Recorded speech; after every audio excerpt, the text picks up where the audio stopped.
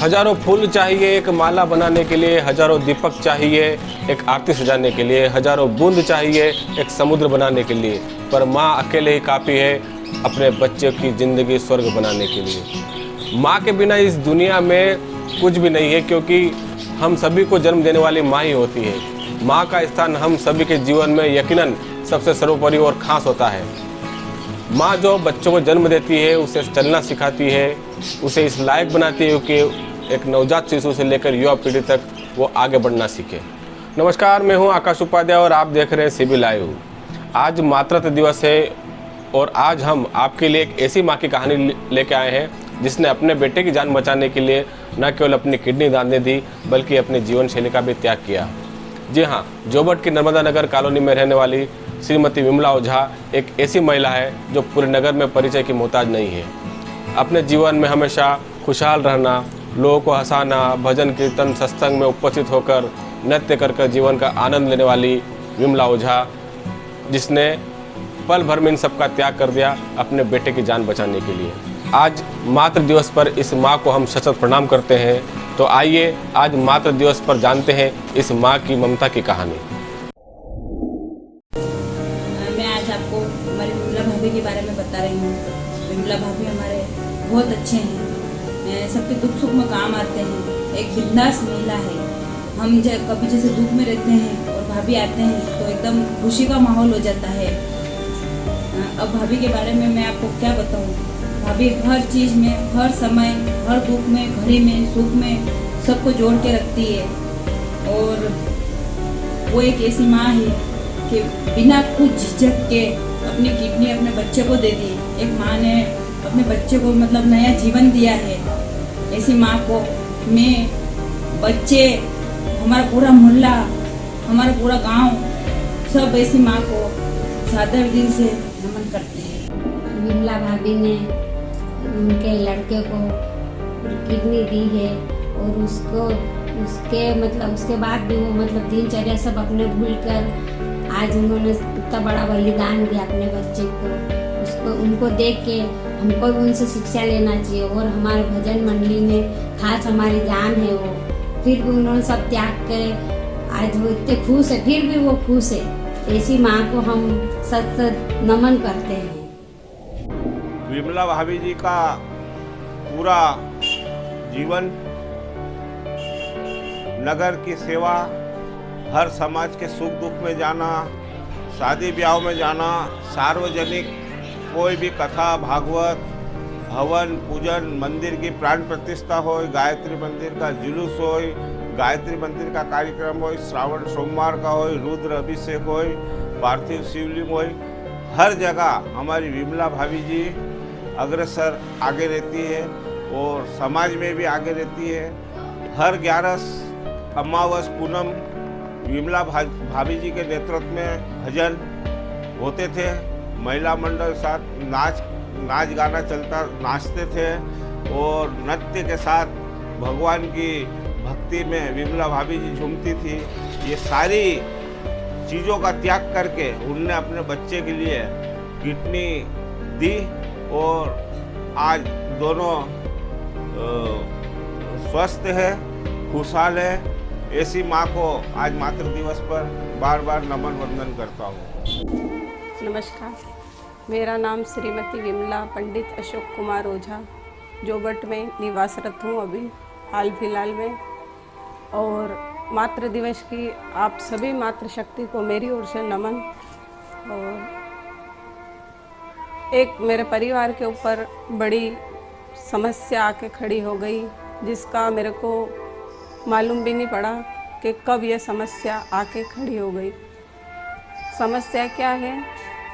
मेरा जीवन सत्संग, भजन, भगवान के भजन करना, सामाजिक कार्यों में बढ़ चढ़कर हिस्सा लेना और सामाजिक कार्यों में जाना, पारिवारिक घर का काम करना, और ये सब गतिविधियाँ चल ही रही थी कि अचानक मेरे को मालूम हुआ कि मेरे बच्चे को एक ऐसी बीमारी ने घेरा है जिसका हमको कभी अंदेशा भी नहीं था। जब मेरा बच्चा पूजन पाठ करने जाता था, बिल्कुल स्वस्थ था, पंडिताई का काम करता था, उसका नाम है पंडित शुभम अशोक कुमार ओझा।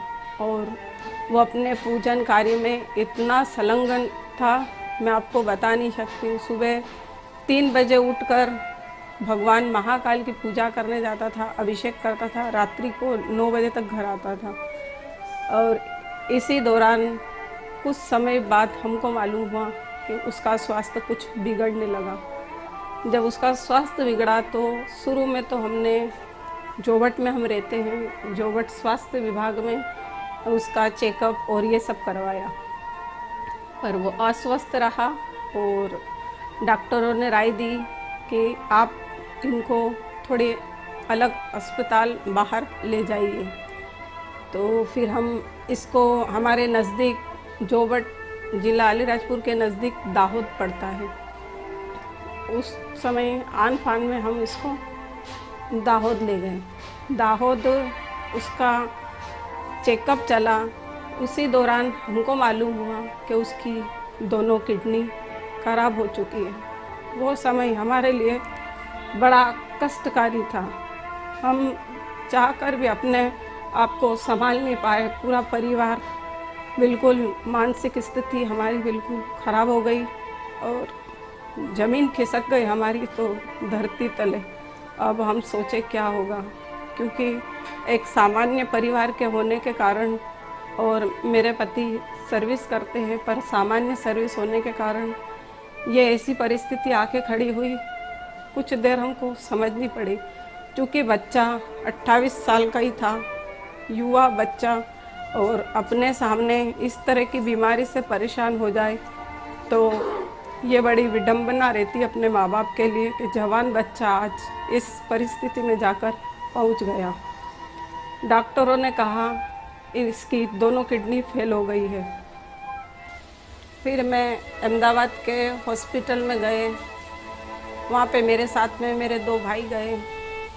लाला, उसको मैंने रात को खबर करी ऐसी वाली बात है, वो आया, और उसके साथ में एक और भाई था, वो आए। हम तीनों अपोलो हॉस्पिटल अहमदाबाद में हैं, वहाँ गए और डॉक्टर से अपॉइंटमेंट लिया और दिखाने गए। जब दिखाने गए तब हमको अंदेशा तो हो चुका था कि इसकी तबीयत बहुत ख़राब है। उन्होंने कहा जांच कराइए। जब जांच कराई तो पता चला इसकी दोनों किडनी फेल हो चुकी थी। अब कुछ भी समझ में नहीं आ रहा था क्या करें। रिपोर्ट डॉक्टर साहब के पास में गई, टेबल के पास मैं खड़ी थी, मेरा बच्चा खड़ा था और मेरा भाई लाला खड़ा था। डॉक्टर साहब ने कहा इसकी उपचार में कुछ नहीं कर सकते हैं, सिर्फ या तो किडनी ट्रांसप्लांट या फिर डायलिसिस। मैंने सर से पूछा, सर डायलिसिस कब तक चलेगा? उन्होंने कहा डायलिसिस पूरी ज़िंदगी चलेगा। फिर मैंने पूछा इसका कोई दूसरा उपाय? उन्होंने कहा अगर किडनी मिल जाए तो ये इलाज हो सकता है इसका। मैंने कहा सर मेरे में इतना ज्ञान नहीं था, क्योंकि मैं एक घरेलू महिला हूँ और मेडिकल लाइन में मेरा इतना अनुभव नहीं था। मैंने सर से कहा सर आप हमको क्या किडनी दिला सकते हो यहाँ से? सर बोले यहाँ किडनी ऐसे नहीं मिलती है, इसकी प्रोसेस लंबी होती है, इसमें कुछ सरकारी चीज़ें भी होती हैं। हाँ, एक काम कर सकते हो, आपके परिवार में अगर कोई किडनी दे तो मैच करके वो किडनी इसको शुभम को लग सकती है। उस टाइम मेरे को कुछ नहीं सूझा और सर बैठे थे और मेरा बच्चा और मेरा भाई लाला वहीं खड़े थे। हमने बोला सर मैं क्या किडनी दे सकती हूँ मेरे बच्चे को? सर ने कहा बिल्कुल दे सकते हो, आप तो माँ हो, क्योंकि जब इसका जन्म हुआ था आपके उसी से जन्म हुआ और माँ से अच्छी किडनी तो कोई हो ही नहीं सकती। मैंने कहा, एक पल भी नहीं सोचा और मैंने कहा सर आप अभी इसी वक्त मेरी किडनी लीजिए और मेरे बच्चे को जीवन दीजिए, क्योंकि अगर मेरा बच्चा ही नहीं तो मेरे जीवन में कुछ भी नहीं है। उस समय स्थिति क्या होती है मैं आपको बयान नहीं कर सकती हूँ। सबसे विकट परिस्थिति उसी समय थी, पर भगवान कहते हैं ना, हर क्षण हर व्यक्ति के साथ रहता है। हो सकता है उस टाइम पे पूरे जोर से भगवान ने मेरे को सहयोग प्रदान किया और मैं बिल्कुल अपने दृढ़ विश्वास से मैंने कहा सर मैं दूंगी। ऑपरेशन हुआ और ऑपरेशन के बाद में कुछ प्रक्रिया रहती है कि 3 महीने आपको जहाँ ऑपरेशन हुआ वहीं रहना है। फिर 3 महीने हम अहमदाबाद के अस्पताल में रहे। 3 महीने तक अहमदाबाद में रहे, कमरा ले रखा था और 3 माह बाद हम वापस जोबट आए अपने घर में सकुशल। मैं मेरे बेटे के साथ में आज सकुशल जोबट में हूँ। बस ये है कि पहले मेरा जीवन पारिवारिक सामाजिक उसमें बहुत लगा रहता था और अब मैं वो काम नहीं कर सकती। पर मेरे को खुशी है इस बात की कि मेरे बच्चे के साथ मैं सकुशल जोबट आ गई। अब कुछ रहती है मेडिकल के अंदर, उसको आपको दूरी बना के रखना है, तो सामाजिक दूरी, क्योंकि 1 साल का रहता है इन्फेक्शन का डर। उस वजह से हम लोग अभी घर के कार्य करते हैं, घर में दोनों रहते हैं और जोबट में हमारा इतना अच्छा है और जोबट के इतने अच्छे हैं कि जब हमने कहा हम किसी से मिल नहीं सकते, सबका मन बहुत हुआ कि मिलने जाए, पर आज भी वो अपने मन पे कंट्रोल कर और फ़ोन पे बात करते हैं हमसे और सहयोग करने समय समय पर सहयोग करते हैं। आपको किसी चीज़ की ज़रूरत हो आप हमको बताइए। और वास्तव में मोहल्ले के अंदर जो भी है मेरी सहेलियां है जो मेरे को दिल से याद करती है, वो आती है, दूर बैठकर बातचीत करती है और सामाजिक दूरी बना के रखती है और आज हम वापस अपनी पुरानी ज़िंदगी में लौट कर आ रहे हैं। भले ही पहले जैसा मेरा जीवन नहीं रहा, मैं नृत्य और सामाजिक काम पारिवारिक काम में नहीं जा सकती हूँ, पर एक बात ज़रूर है, मेरे बच्चे को नया जीवन मिला। इससे बढ़कर मेरे को और खुशी नहीं चाहिए, क्योंकि मेरा बच्चा हमेशा मेरे साथ में और भविष्य में भी मैं उसके साथ खड़ी रहूँगी। अगर मेरे शरीर का एक एक अंग मेरे बच्चे को काम आता है तो मैं बड़ी खुशी खुशी उसको देने के लिए तैयार हूँ। धन्यवाद।